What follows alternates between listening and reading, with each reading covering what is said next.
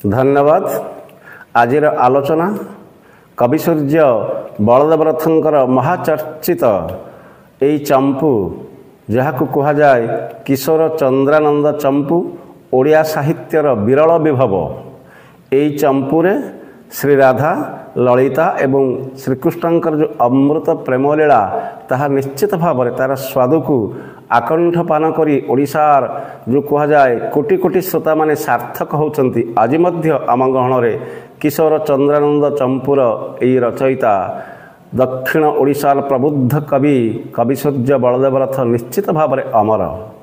यथार्थरे यार पूर्वर आम ग चंपू आलोचना करिछे जो थे कहुला गलाणी तो गला कथारे संगात गलाणी तो गला कथा गोपते सीना मु तुते पचारिली बड़ी पड़ू व्यथारे संगात गलाणी तो गला कथा।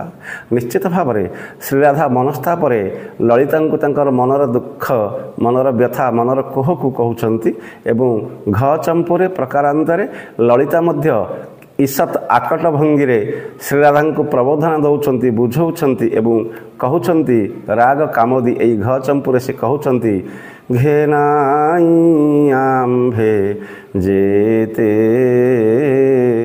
कहिलु रे घेनिलु नाही बाला पहिलु रे घेनाई आम्भे जेते कहिलु रे। बाला शब्द व्यवहार करछंती एठी निश्चित भाव में सखी ललिता से कहउछंती मु तुमको जेते बुझेई करी कहली किंतु तुमे ताकू ग्रहण कले नाही। अथच से कहउछंती केते बुझेई करी कहलु से हटिया नागर नटिया नागर जो कहउछि सठ एवं ठक पुरुष श्रीकृष्ण प्रेम रे अंध हो नाही एवं ठिकणा समय से ठकी देबे काहेकि घेनिलु नाही काहेकि मो कथा को ग्रहण कलु नाही बाला पहिलु रे प्रथमरु काहेकि मो कथा को ग्रहण कलु नाही एहा कहा जाइछि। एहार द्वितीय पदरे मध्य कहा जाइछि घृत घट को शिखी शिखा पाखरे रखी शिरीष देहा एहा सहिलु रे। चमत्कार पद संधान करछंती कवि। घृत घट जो कह जाउछि घियर माठिया घृत घट को पाखरे रखिल एवं शिखी एवं शिखा जो कह जाउछि अग्निर शिखा पाखरे रही शिरीष देहा कह जाइछि शिरीष गछ परी जे कोमलांगी एई राधिका को कह जाइछि। तेणु यह सहिलु जोठी घीओ माठिया पाखरे अग्निर शिखा से निश्चित भाव में तरलिब एवं ताहा विनष्ट हो कहिछंती तू तो सहजे कोमलांगी शिरीष देहा यह किपरि सहिलु अर्थात प्रेम रे जर्जरित होइथिबा राधिका को आकट करुछंती सखी ललिता एही पदरे। परवर्ती पदरे कहा जाइछि घ्रसनाथ नंदना अना उणिकी मना करुजे थाऊ हटी चाहिलु रे। कहगला घ्रसनाथ अर्थात दिनमणि सूर्य एवं घ्रसनाथ जो कह जाए सूर्यंकर जे दुहिता होउछंती जे नंदना जहाँ को कह जाउछि जमुना नदी। निश्चित भाव में अना उणिकी अनाइबा अर्थरे कह जाइछि अथच तोते मना करू करू काहेकि तू हट करी चाहिलु तांकु एई कृष्ण को विश्व प्रेमिक परम प्रेमिक सठ दगा दिया कृष्ण को काहेकि चाहिलु बोली ललिता प्रश्न करिछंती राधिका को जी राशेश्वरी जी निश्चित भाव में कृतिदांक संतान एवं वृषभानु राजजेमा को। परवर्ती पदरे आहुरी मध्य कहा जाइछि घट सरी की करे नाही कि विवेक रे महार नवरे अवगाहिलु रे।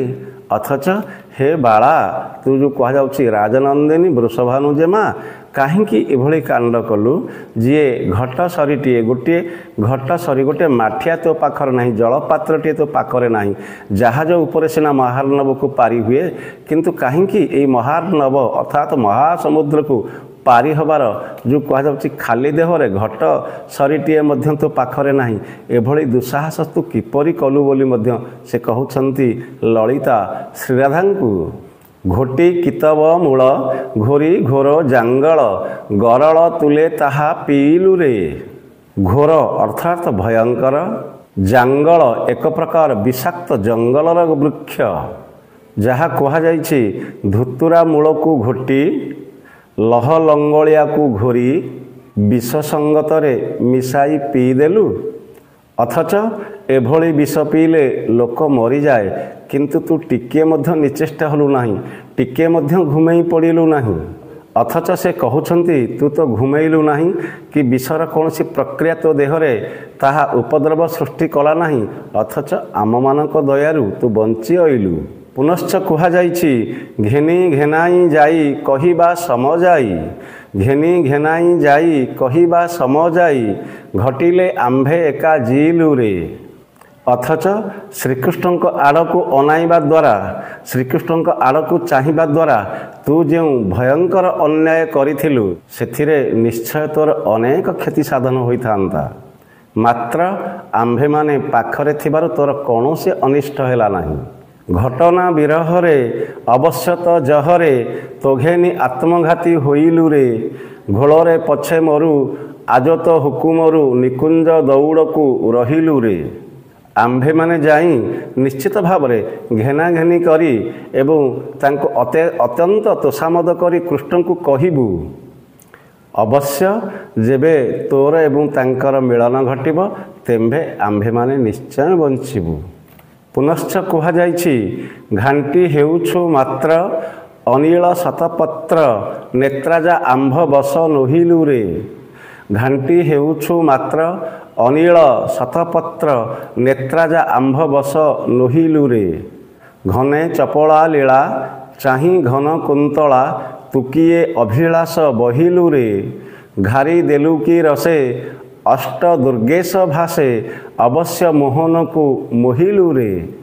से जहाँ भी हो यही हटनागर कृष्ण पाखक दौड़ी दौड़ी पछके आमर गोड़ बिंधा हेब तथापि पछे मरिबू, किंतु तो आदेश अनुसार आज ठारू आमे निकुंज को दौड़बू। मात्र हे इंदिवर नेत्रा तू आंभ कथारे न रहिबारु आमे माने केवल घांटी होउछु।